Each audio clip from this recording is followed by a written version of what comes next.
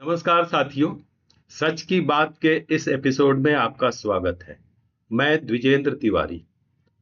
दिल्ली में bomb blast के 4 दिन हो चुके हैं और इस घिनौने कृत्य में कश्मीरी डॉक्टरों का गिरोह कैसे संलिप्त था, अब यह दोहराने की जरूरत नहीं है। लेकिन 4 दिन पहले ही एक और घटना हुई थी जम्मू के कटरा में। आप में से बहुत सारे लोग माता वैष्णो देवी के भक्त होंगे, तो आपको बता दें कि माता वैष्णो देवी श्राइन बोर्ड की तरफ से एक मेडिकल कॉलेज खुला हुआ है। यह मेडिकल कॉलेज इसी वर्ष जो है उसमें 50 सीटें जो है एमबीबीएस के लिए आवंटित की गई हैं। वैसे तो यह मेडिकल कॉलेज पहले से ही है और अप्रैल में 2016 में प्रधानमंत्री नरेंद्र मोदी ने हॉस्पिटल का उद्घाटन किया था। लेकिन मेडिकल कॉलेज की ये जो 50 सीटें हैं इस वर्ष से आवंटित हुई हैं। अब इसमें हुआ क्या है कि जो ये 50 सीटें हैं मेडिकल कॉलेज की, उसमें से 42 जो विद्यार्थी हैं वो मुस्लिम हैं, वो कश्मीर के मुस्लिम हैं, और बाकी जो 8 हैं वो बाकी हिंदू विद्यार्थी हैं। इसको लेकर के वहां बवाल भी मचा कि अचानक से इतने ज्यादा स्टूडेंट्स को एक तरफा एडमिशन कैसे दे दिया गया। यह विवाद अभी चल ही रहा है। कुछ वहां के संगठनों ने यह आवाज उठाई और लेफ्टिनेंट गवर्नर मनोज सिन्हा को पत्र भी लिखा था। लेकिन अब सवाल यह है कि माता के भक्तों के चढ़ावे से अगर कोई संस्थान चल रहा है तो उसमें माता के भक्तों को चिंता होनी स्वाभाविक है।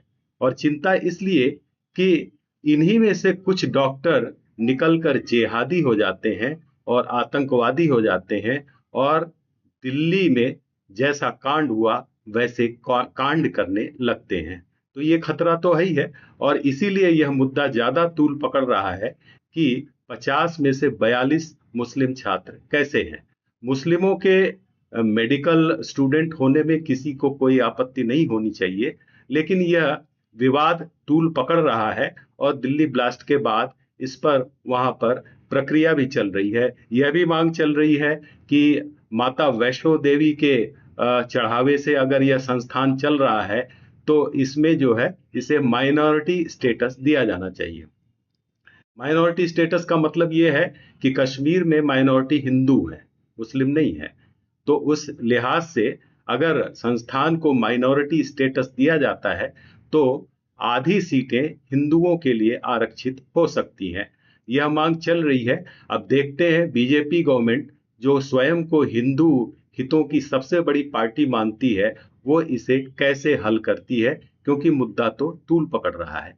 लेकिन अब यहां मैं इसके बाद दूसरे मुद्दे पर चर्चा कर रहा हूं कि जो कश्मीर के छात्र हैं उसमें से बहुत सारे लोग भारत के अन्य जो हिस्से हैं वहां पर पढ़ाई करने जाते हैं।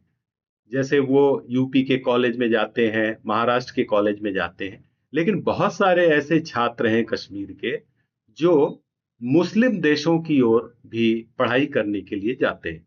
इनमें सबसे गरीब देश बांग्लादेश भी है। बहुत सारे विद्यार्थी बांग्लादेश जाते हैं क्योंकि वहां पर फीस जो है वो भारत की तुलना में काफी कम है। कुछ जो विद्यार्थी कश्मीर के मुस्लिम विद्यार्थी हैं वो पाकिस्तान भी जाते हैं। कुछ विद्यार्थी ईरान भी जाते हैं और ईरान में कहा जाता है कि वहां की सरकार ने कश्मीरी जो छात्र हैं उनके लिए कोटा भी रखा हुआ है। आपको याद होगा कि इसी वर्ष जून में जब ईरान और इजराइल के बीच में युद्ध छिड़ा था तब वहां जो फंसे विद्यार्थी थे, मोस्टली जो कश्मीरी विद्यार्थी थे, उन्हें भारत लाने का काम किया गया ऑपरेशन सिंधु के नाम से। तो उस ऑपरेशन के तहत लगभग 2000 विद्यार्थियों को वहां से लाया गया था। तो ऐसा माना जाता है कि ईरान में लगभग 2050 विद्यार्थी मेडिकल की पढ़ाई कर रहे हैं। तो ईरान से तो हमारे संबंध, हमारे देश के संबंध अच्छे हैं, लेकिन पाकिस्तान को जैसा कि भारत का जो जन समुदाय है वो अपना दुश्मन देश मानता है, वहां भी बहुत सारे मुस्लिम छात्र मेडिकल की पढ़ाई करने जाते हैं। 2014 से पहले, यानी प्रधानमंत्री नरेंद्र मोदी के आने के पहले, जो विद्यार्थी वहां पढ़कर आते थे, उन्हें बहुत आसानी से भारत में कुछ छोटे मोटे जो टेस्ट होते हैं, जो परीक्षाएं होती हैं, वो देने के बाद उन्हें मेडिकल प्रैक्टिस की छूट दे दी जाती थी। लेकिन हुआ क्या कि 2018 के बाद भारत सरकार ने यह बैन कर दिया कि कोई भी जो छात्र है, कहीं का भी हो, चाहे कश्मीर का हो या भारत के किसी भी हिस्से का, अगर वो पाकिस्तान से डिग्री लेता है तो उसकी डिग्री भारत में मान्य नहीं होगी। और मेरे पास एक आंकड़ा है कि ये आदेश वैसे 2022 में भारत सरकार ने लागू किया, लेकिन ये पिछली डेट से लागू हुआ। इसका मतलब ये हुआ कि 2018 के बाद जो लोग भी वहां पढ़ रहे थे, उनकी सारी फीस बेकार हो गई, क्योंकि भारत सरकार ने साफ मना कर दिया कि पाकिस्तान से पढ़कर मेडिकल की कोई भी विद्यार्थी आएगा, उसे भारत में प्रैक्टिस की अनुमति नहीं होगी। ऐसे लगभग 256 विद्यार्थी हैं जो 2014 से लेके 2018 के बीच जिन्होंने वहां मेडिकल की पढ़ाई की, और वो अभी भी इस प्रतीक्षा में है कि भारत सरकार उन्हें मेडिकल प्रैक्टिशनर की जो है लाइसेंस दे दे, और उनका मामला अभी तक लंबित है। वो लगातार जो सरकारी कार्यालय हैं उनके चक्कर काट रहे हैं। तो कुल मिलाकर पाकिस्तान को लेकर के जो कठोर रवैया भाजपा गवर्नमेंट का रहा है, उसकी वजह से अब पाकिस्तान तो कोई नहीं जा रहा, लेकिन किर्गिस्तान या इस तरह के जो देश हैं, वहां पर अभी भी बहुत सारे मेडिकल के छात्र जाते हैं। तो कुल मिलाकर ये जो मामला है, ये अब धीरे धीरे तूल पकड़ रहा है कि कश्मीर के बहुत सारे छात्र जो विदेशों में जाते हैं, खास करके पाकिस्तान, बांग्लादेश या अन्य मुस्लिम बहुल देशों में जाते हैं, तो वो लौट कर आते हैं, तो उनके जो डिग्री है उनको कैसे लिया जाए। और खास करके जब से दिल्ली का ब्लास्ट हुआ है, जिसमें डॉक्टरों का गिरोह शामिल पाया गया, तो ये चिंता तो स्वाभाविक है कि अगर कोई विद्यार्थी कहीं मुस्लिम देश में जाता है और वहां अगर रेडिकलाइज्ड हो जाता है, यानी वो जिहादी हो जाता है, तो उससे कैसे निपटा जाए। तो मुझे लगता है कि भारत सरकार को इस पर बहुत ध्यान देने की जरूरत है कि जो भी मुस्लिम विद्यार्थी हैं कश्मीर के, वो अगर विदेश जाते हैं तो उन पर पैनी नजर होनी चाहिए, और वापस लौटने पर यह देखा जाना चाहिए कि उसके मन में कहीं कोई कट्टरता तो नहीं फैल गई है।